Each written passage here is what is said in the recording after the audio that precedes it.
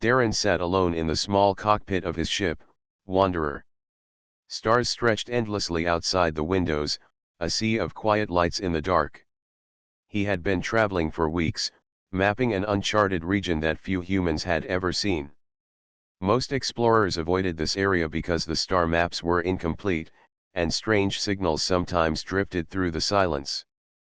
But Darren was not like most. Curiosity was in his blood. He loved the feeling of discovering something no one else had touched. The ship beeped, pulling him from his daydream. On the screen, a faint distress signal flashed. At first, he thought it was only static, but the pulse repeated again. It was weak, almost gone, but clear enough to be real. A distress call, he whispered. He leaned forward, pressing a few keys. The computer traced the signal to a nearby planet, a rocky world with a thin atmosphere. Nothing about the planet looked welcoming: dry lands, jagged cliffs, and dust storms circling like slow giants. Yet the signal was there, waiting for someone to answer. Most would have turned away. But Darren's heart was stubborn. "If someone's out there," he said softly, "I can't just leave them." The ship descended through thin clouds, shaking slightly as it cut through the rough atmosphere. Dust pressed against the glass like waves of sand. At last, the ground came into view. In the middle of a barren valley lay twisted metal, what looked like the remains of a ship. Smoke rose weakly from its broken sides, and pieces of it were scattered across the rocks. Darren landed nearby. He pulled on his suit, stepped out, and walked carefully toward the wreck. Each step echoed in the emptiness, the crunch of his boots sharp against the silence. The wreck was alien in design, smooth curves and glowing patterns unlike any human craft. His heart raced. He had seen pictures of other species' ships, but never up close. This one seemed almost alive, as if the metal itself had once breathed. Inside the wreck, sparks flickered. The walls were broken open, wires hanging like vines. Darren searched carefully, calling out, "Hello? Is anyone alive?" At first, there was only silence. Then, faintly, he heard a soft sound, a cough. His eyes widened. He hurried toward the noise, stepping over broken panels until he found her. She was lying against a tilted wall, her body weak and trembling. Her skin was pale with a faint shimmer, her hair falling like strands of silver blue. She was unlike any being he had ever seen, clearly not human, yet her form was close enough to remind him of one. Her eyes, half open, shone like deep teal water. She tried to move but collapsed again, too weak. For a moment, Darren froze. He knew this was dangerous.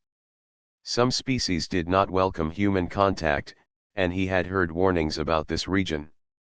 But looking at her, broken and struggling to breathe, he couldn't walk away. He knelt beside her. "Hey, don't move. You're safe now." His voice was calm, gentle. She looked at him with confusion, fear flashing in her eyes. Her lips moved slowly, forming words in a language he couldn't understand at first. Then, almost whispering, she spoke in halting translation, "Human, don't do this." Her voice was weak, as though speaking itself hurt. But Darren shook his head. "I can't leave you here. You need help." Carefully, he reached out and lifted her. She was light, fragile in his arms, yet he could feel her strength hidden somewhere beneath her weakness. She tried to resist, pushing weakly against him, but her energy was gone. The words came again, broken, softer this time. "Don't do this." He carried her out of the wreck, step by step, across the dusty ground. The valley wind pulled at his suit, and the ship Wanderer stood waiting like a safe shelter. Her head rested against his chest, and he could feel her shallow breaths through the suit's thin padding. For a moment, he wondered if she believed he was rescuing her or if she thought he was making a mistake.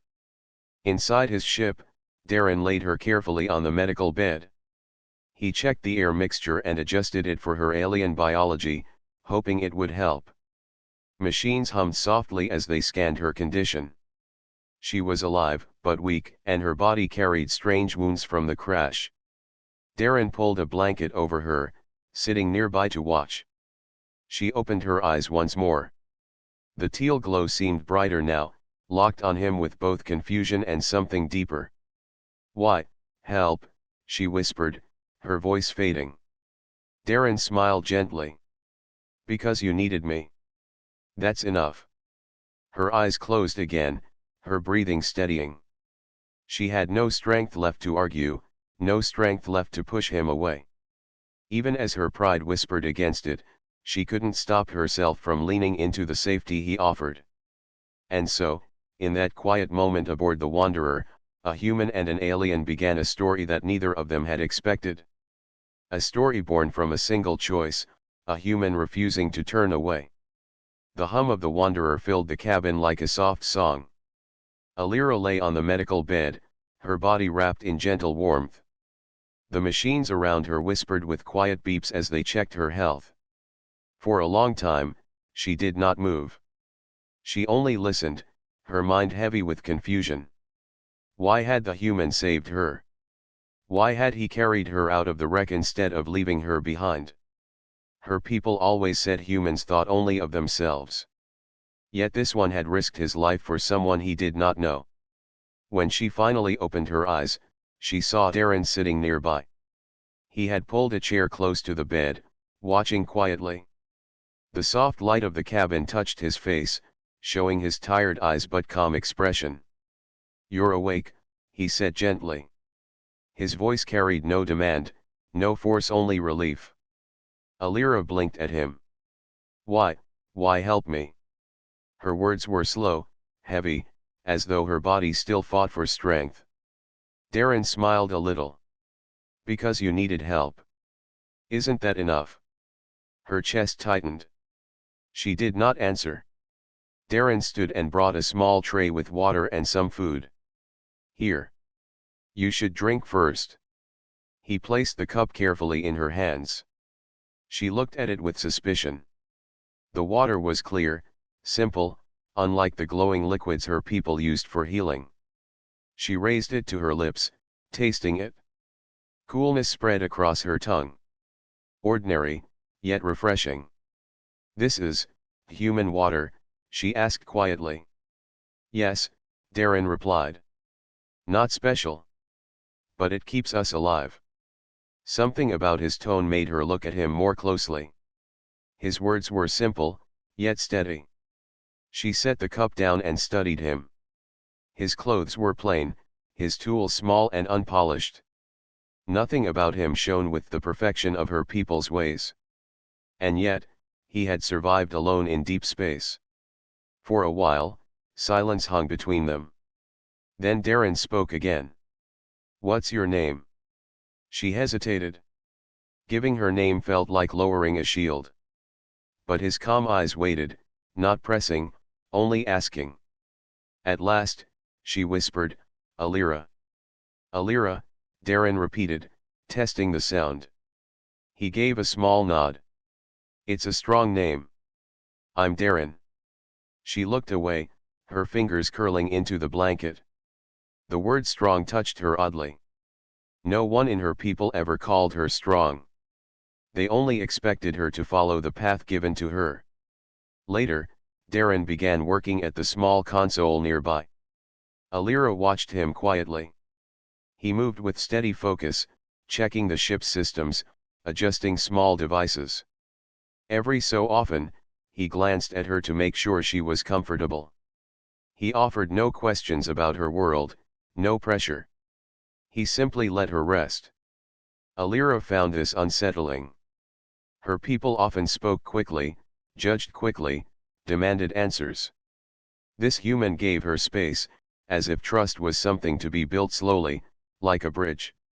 That night, when Darren prepared a meal, he brought her a portion too. She tasted the bread and fruit, unsure at first. The flavor was plain but warm, carrying a kind of life she had not expected. "It is different," she admitted softly. But not unpleasant. Darren chuckled. That's good enough for me. His laugh surprised her. It was light, almost playful. She had rarely heard such a sound among her own kind. Something about it eased the weight in her chest. Against her will, the corners of her lips lifted faintly. The next morning, Darren checked her injuries again.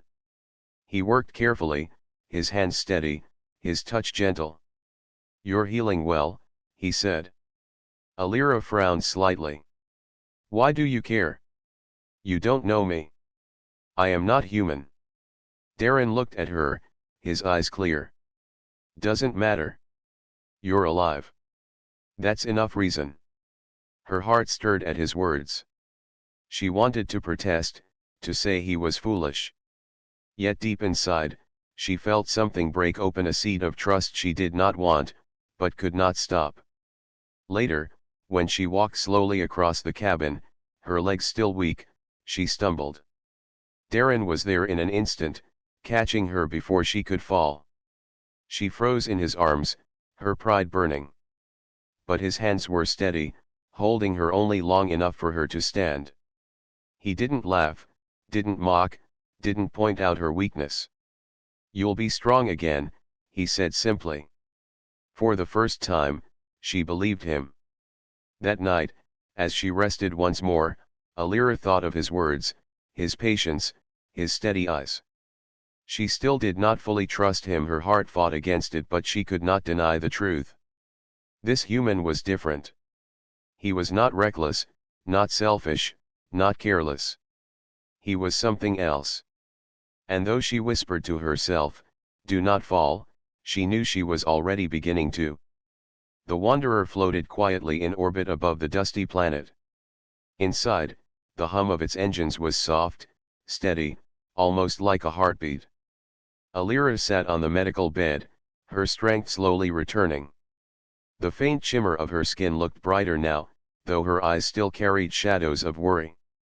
Darren sat across from her, holding a small tray of food. He pushed it gently toward her. You should eat. It'll help. Alira hesitated, staring at the simple meal: soft bread, dried fruit, and water. Human food. She picked up a piece carefully, as if it might vanish, and tasted it. Her eyes widened. It is simple, she said, searching for the right words, but full of life. Darren chuckled. That's one way to describe it. For a while, silence filled the room, broken only by the soft hum of the ship. Darren watched her, waiting. He could tell she wanted to say something but held it back. Finally, Alira placed the food down and looked at him with serious eyes. I must tell you something, she said quietly. My ship was not only traveling through the sector. We carried something important. Something my people cannot lose. Darren leaned forward. What is it? She took a deep breath, as though speaking the words cost her strength. A crystal. Not ordinary stone, but a sacred core. It holds the stored energy of my world, passed through generations. It is our heart. Without it, our system will collapse. Lights will go dark. The seas will turn still. My people will suffer. Her voice trembled slightly, though her face remained calm. Darren could see how deeply it mattered to her. What happened to it? He asked gently. Alira lowered her eyes. The crash. The crystal shattered. Its pieces scattered across this planet. I fear many are buried beyond reach. Even if we find them, I do not know if they can be joined again. Our ancient machines are not here. Without them, it is hopeless. Hopeless. The word hung heavy in the air. Darren thought of Earth, of the many times humans had faced hopeless things, yet pushed forward anyway. Wars, storms, hunger, cold space, and still they had survived. He shook his head. It's not hopeless. We can look for the pieces. Alira lifted her gaze, frowning. You do not understand. My people's methods are old, complex, tied to knowledge humans do not have. Even if you find the fragments, what will you do? Hold them together with your hands. Her words carried no cruelty, only the heavy weight of truth.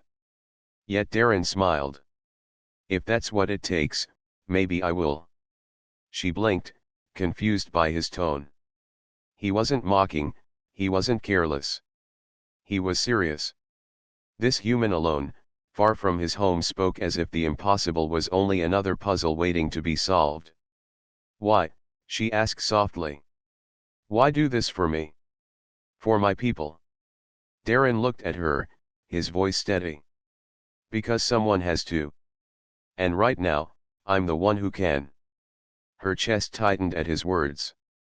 She had been raised to believe humans were reckless, that they cared only for themselves, that they could never understand the weight of duty. Yet here was one, carrying her burden without hesitation. It unsettled her, like a flame in the cold. After a long pause, she whispered, if we fail, my people will not forgive me. They trusted me with the crystal. Then we don't fail, Darren replied simply. The words echoed in her mind. So direct. So certain. It was the human way, she realized, facing the impossible with stubborn hope. Later, Darren showed her the small scanner he had been working on. This can track energy traces. If your crystal is as powerful as you say, it should still leave signals across the surface. We follow the signals, we find the pieces. Alira leaned closer, studying the device. It looked crude compared to her people's tools, built from spare parts and wires. Yet the idea was clever. For the first time, she felt a spark of possibility. You believe this will work? She asked. I believe it's worth trying, Darren answered with a smile. She looked away, hiding the faint warmth rising in her chest. She wanted to argue, to remind him of how difficult it would be. But deep inside, a part of her wanted to believe him. That night, as the stars glowed outside the window, Alira sat awake, thinking of her home. She saw the faces of her people, the grand halls lit by the crystal's soft glow, the seas that shimmered with its energy. She imagined them fading into silence without it. A heaviness filled her heart. Then she thought of Darren. A human, sitting across the room, working tirelessly on his little machine, humming softly to himself. He looked so ordinary, yet he carried a strength she could not explain. Alira closed her eyes, whispering to herself. Maybe he can do what I cannot. And for the first time since the crash, she felt a small seed of hope take root within her. The next morning, the sky above the barren planet looked wide and endless. A pale sun hung low, and long shadows stretched across the ground. Darren prepared his pack, loading simple tools, food rations, and scanners. Beside him, Alira stood silently, her silver-blue hair catching the light. She still looked tired, but there was a new strength in her eyes. She had explained to him the night before about the crystal fragments, the sacred object that held the energy her people needed. Without it, her world would remain unstable. Darren had listened carefully, and when she finished, he had spoken with quiet certainty. We'll find it, he had said. Piece by piece, no matter how long it takes.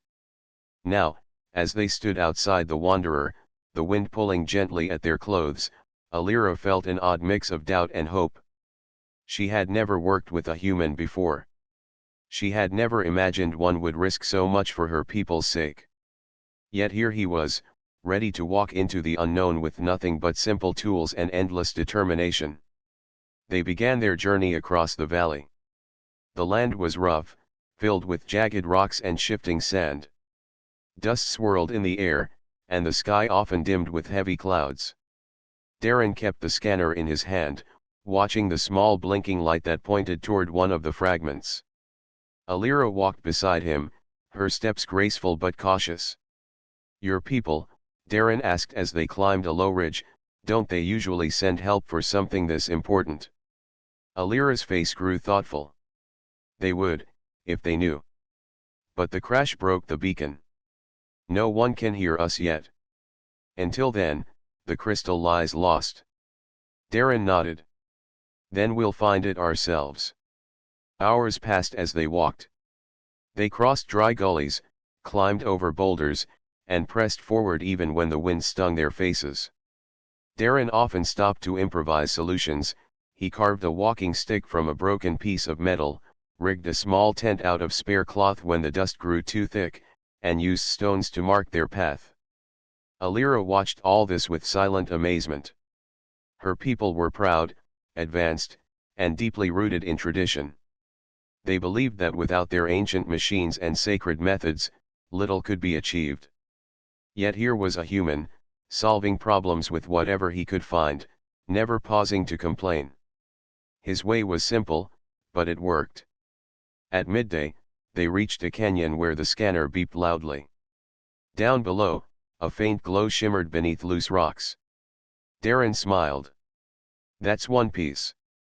Getting down was not easy. The path was steep and narrow, the stones loose beneath their feet. Halfway down, Alira's leg slipped. She gasped as the ground gave way under her, sending her sliding down the slope. Alira! Darren shouted, rushing after her. She managed to grab onto a ledge, clinging with trembling arms. Dust rose around her, and fear filled her chest. For a moment, pride told her to stay silent, to pull herself up alone. But her body was too weak. She closed her eyes, ashamed, when suddenly she felt strong hands grasp hers. Got you, Darren said firmly. His eyes locked on hers, calm and steady. He pulled her up, holding her until her feet found safe ground. For a heartbeat, she did not move. Her pride told her to step back, but her heart refused. She leaned against him, breathless, and felt the strange comfort of his arms. She had never trusted anyone like this before, yet she couldn't stop herself. Thank you, she whispered softly. Darren only smiled. We'll get through this together. They continued down until they reached the glowing rocks. Beneath the rubble, they uncovered the first crystal fragment. It pulsed with faint light, like a heartbeat. Alira touched it carefully, her eyes softening. This piece alone carries great energy, she said. But it will not last. We must gather the others. Darren placed it gently into a protective case he had prepared. Then let's keep going. The journey did not grow easier. Each fragment lay hidden in harsh terrain, some buried in sand, others stuck in cliffs, and one half hidden inside a dark cave. Yet every time they faced difficulty, Darren found a way forward. When their food ran low, he rationed it with careful thought. When the scanner broke for a moment, he fixed it using spare wires. And when Alira's strength faltered, he slowed his pace without a word, never making her feel weak. By the time the sun began to sink, they had gathered several fragments. Alira carried one herself, holding it close, while Darren bore the heavier pieces. Their clothes were dusty, their faces tired, yet a quiet sense of triumph filled the air. As they returned to camp, Alira glanced at Darren, her heart unsettled. She had always been told that humans were reckless, selfish, and dangerous. But this one was none of those things. He was steady, kind, and endlessly creative. Without him, she might still be lying helpless in the wreck. She remembered the moment on the slope, the way he had caught her, and the warmth of his arms around her. She told herself it was only survival, only necessity. Yet deep inside, she knew there was something more. That night, as the fragments glowed softly inside the Wanderer, Alira lay awake. She thought of her people, her duty, and the long journey still ahead. But most of all, she thought of the human who refused to give up no matter how impossible things seemed. And though she would never admit it aloud, she knew she could not stop herself from trusting him more with each step they took. The cabin of the Wanderer glowed softly under the dim lights. On the table lay the crystal fragments, each one pulsing faintly, like quiet stars captured in stone. Alira sat close, her hands folded in her lap, her eyes heavy with worry. "We gathered them," she whispered. "But it is not enough. The pieces are unstable. Without the ancient machines of my people, they cannot be joined. If I try, they will shatter." Her voice carried finality, as though a door had closed. Darren stood across from her, arms crossed, studying the fragments. His face was calm, but inside his mind ran quickly, searching, trying, refusing to accept defeat. "Maybe your people's machines aren't here," he said, "but we still have options." Alira shook her head. "You do not understand. The bond of these crystals is delicate. They must be aligned through songs of energy, passed from generations of knowledge. You cannot simply force them together." Darren crouched down, picking up one fragment carefully. The glow lit his fingers, and he turned it slowly in the light. "I'm not talking about forcing," he said softly. "I'm talking about adapting. Humans don't always follow the old rules. When something breaks, we find another way to fix it." Alira frowned. "Another way?" "Yes." Darren placed the fragment back with care. He moved to the storage wall of the ship and began pulling out spare parts, metal rods, wires, tiny connectors. He spread them across the floor. To Alira, it looked like a pile of scraps, but Darren's eyes shone with focus. "What are you doing?" she asked, confused. "Building a frame," Darren replied. "Your people try to fuse the crystal with perfect energy balance. I can't do that. But I can create a stabilizer. Something to hold the pieces steady, so they don't collapse." Alira tilted her head. "A frame of broken metal will not replace generations of knowledge." Darren smiled faintly. "Maybe not. But it doesn't need to be perfect, it just needs to work." Those words echoed in her heart. It doesn't need to be perfect, it just needs to work. Her people had never spoken like that. For them, failure was dishonor. Imperfection was weakness. Yet here was a human, daring to try with scraps of metal and a stubborn will. She watched silently as Darren worked. He cut, bent, and shaped the pieces into a rough ring. He wired them together, adding small connectors from the ship's tools. It was clumsy compared to her people's sleek machines, yet there was a strange beauty in it. Each step showed patience, care, and imagination. Hours passed, and the frame slowly took shape. Darren wiped sweat from his forehead but did not stop. He hummed softly under his breath, as if the work itself carried a rhythm. Finally, he placed the frame around the fragments, holding them in place. "Now," he said, looking at Alira, "we try." Her hands trembled slightly as she leaned forward. "If it fails, the fragments could be lost." Darren nodded. "And if we don't try, your world is lost." "I'll take the risk." His certainty left her breathless. She swallowed hard and touched the first fragment, guiding it gently into the frame. One by one, they slid into place, glowing faintly. At first, nothing happened. The pieces sat quietly, their light dim. Then, slowly, the glow grew stronger. The frame trembled, wires heating, but it held. The fragments began to pulse together, their light sinking, their energy weaving into one steady rhythm. Alira gasped. "It is working," Darren smiled, his eyes fixed on the glow. "Told you. Doesn't need to be perfect, it just needs to hold." The fragments joined into a single shape, cracks still visible, but stable. The glow filled the cabin with soft light, washing across their faces. Alira stared in awe. Her people would have called it impossible. Yet here it was, alive in front of her, because a human refused to give up. She looked at Darren, her heart heavy with wonder. You have done what even my people could not." He shrugged lightly, though his smile was warm. "We humans, We don't always follow the right path. Sometimes we just make our own. That's how we survive.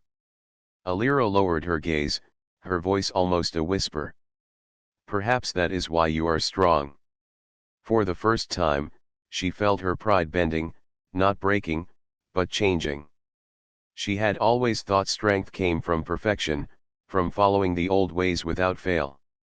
Now, she saw another kind of strength, one born from persistence, creativity, and heart. That night, as the crystal glowed steadily inside its frame, Alira sat quietly beside it. She thought of her people, of the halls waiting for the return of their sacred heart. She thought of Darren, working tirelessly with nothing but scraps and willpower.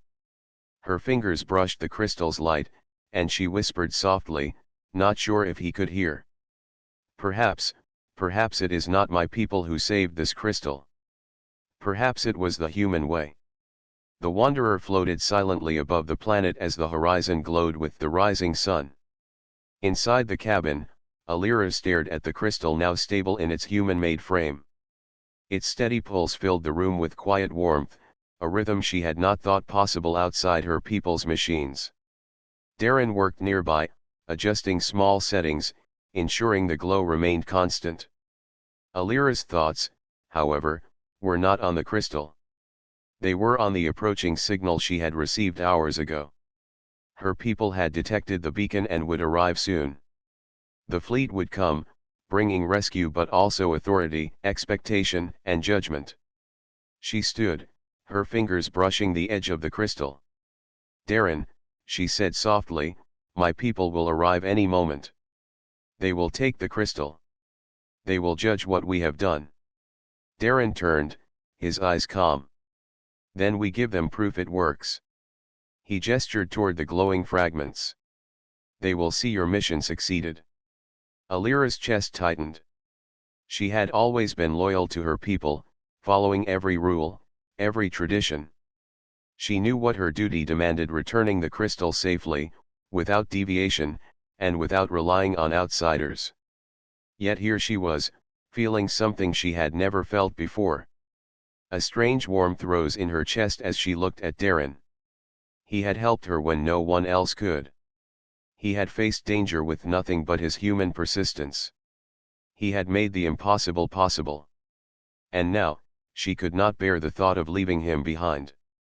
Hours passed, and a distant fleet appeared on the scanner.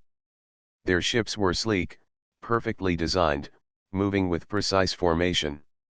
Alira felt a pull in her heart, loyalty calling her home, but her thoughts kept returning to the human who had changed everything. Darren noticed her unrest. You're thinking about leaving, he said gently. Alira turned toward him. My duty, my people. I should not. I cannot. He shook his head slowly. Duty is important. But sometimes the heart has its own voice. You don't have to ignore it. Her eyes widened slightly. No one had ever spoken to her like this. Her people taught that emotion should never interfere with responsibility. Yet here, standing in a human ship, she felt that voice inside her stirring. The first ships of her fleet entered orbit, beams scanning the planet. Alira's communicator crackled to life. A voice, commanding and cold, addressed her. Alira, you have retrieved the crystal fragments. Prepare for extraction. Return immediately to your home world. She swallowed hard, her heart racing. The voice left no room for hesitation. The rules were clear. But her thoughts did not follow the rules. They were tangled with the memory of Darren, his courage, his kindness, his human way of making things work. Darren stepped closer, keeping his tone soft. Whatever happens, your people need you. But you can choose how to go back. You can remember this moment, this part of yourself they might never understand. Alira looked at the glowing crystal. She had brought it back to life, not through ancient rituals or advanced machines, but through human ingenuity and determination. She realized, in that quiet moment, that the success of her mission was not hers alone. It was a collaboration, a bridge between two very different kinds of strength. The fleet's beam locked onto the Wanderer. It was time. Alira hesitated. The voice in her communicator repeated the command. Her people were waiting. Her duty called. Yet the warmth in her chest, the memory of human hands guiding hers, the courage of a being so different from her own, made her heart ache with indecision. Finally, she took a deep breath. I will return to my people, she whispered to Darren. The crystal must go home. They will judge me. Darren nodded, hiding a small smile. Then go. You've done what they cannot. That is enough. Alira's eyes softened. For a fleeting moment, she looked at him with gratitude and something more, something she could not yet name. She wished she could stay, but her duty was clear. With careful hands, she secured the crystal and prepared for transport. As the first beams began to lift the crystal, she turned back toward Darren. Words failed her. Her heart spoke louder than any voice. She only whispered, almost to herself, "Thank you, for everything." Darren stepped back, giving her space, understanding the weight of her choice. "You did it," he said. "Your people will see it. And you remember what we learned here. That's the human way." Alira nodded, swallowing a lump in her throat. She would never forget this day, this human, or the courage it took to try when all seemed impossible. As the transport beam lifted her toward the fleet, she looked down at Darren one last time. The human who had changed her world, who had shown her a new kind of strength, watched quietly from the ship. And though the distance between them grew with every second, the bond they had formed remained a silent acknowledgement of hearts that dared to trust each other across worlds. The sky above the planet was painted with streaks of gold and violet as the alien fleet hovered overhead. Their ships were sleek, silent, and filled with the authority of a civilization that had survived for countless generations. Inside the transport bay, Alira held the crystal close, feeling its steady pulse against her chest. She had done what seemed impossible. She had recovered every fragment, stabilized them, and prepared it for her people. Yet, as the beam began to lift her toward the fleet, she felt a tug in her heart she could not ignore. Her duty called her home, yet another voice whispered quietly, insisting she turn back. That voice was Darren. The human who had taught her courage, patience, and the power of trying even when everything seemed lost. She looked down at him through the transparent walls of the transport beam. Darren stood on the deck of the Wanderer, calm and steady, though his eyes held a quiet warmth she could not name. Her chest tightened. For a moment, she imagined abandoning the beam, leaving her duties aside, just to be near him. The lead officer's voice crackled in the bay.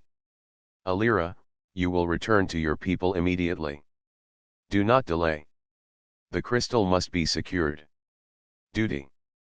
It called her again, sharp and undeniable. But her thoughts refused to leave Darren behind. She realized, with sudden clarity, that the bond they had built could not simply be erased. As the beam lifted, Alira made a decision. She released the crystal from her arms for just a moment, allowing it to hover safely within the transport field. She ran toward the opening, her boots clanging against the metal floor. "Darren," she shouted, her voice trembling. He turned quickly, eyes widening as he saw her rushing across the deck. Without a word, he moved to meet her, his arms opening instinctively. The moment their bodies met, she leaned into him, letting herself be held. Pride, fear, and hesitation melted away. She could not stop herself. "Alira," Darren said softly, his voice steady but filled with emotion. "You don't have to go yet." She shook her head slightly, resting her forehead against his chest. I wanted to see you, to say goodbye properly. I could not leave without you." "Don't have to say anything," he whispered. "You've already done more than anyone could ask. Just stand here with me for a moment." For the first time since the crash, Alira allowed herself to breathe freely. She felt warmth, comfort, and safety, emotions her people had taught her to suppress. The human who had once been a stranger now felt like the only constant she could trust in a universe full of uncertainty.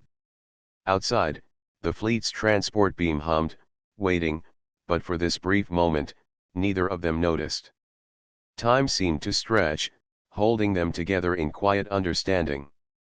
Finally, Alira stepped back slightly, looking into Darren's eyes. Her gaze was filled with gratitude, respect, and something deeper, a recognition of a bond that went beyond duty or mission. "Thank you," she whispered. "For everything."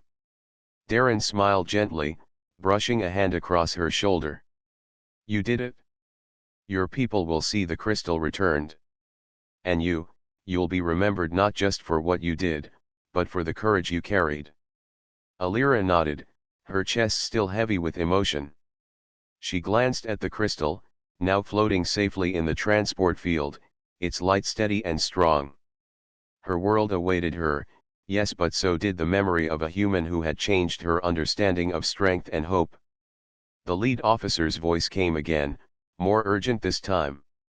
"Alira, finalize the transport immediately. Time is short." She took a deep breath and stepped back into the beam.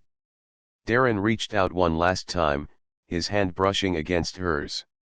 Their fingers lingered together, a silent promise that this connection would not be forgotten, no matter the distance between worlds. As the transport lifted, Alira turned to look at him once more.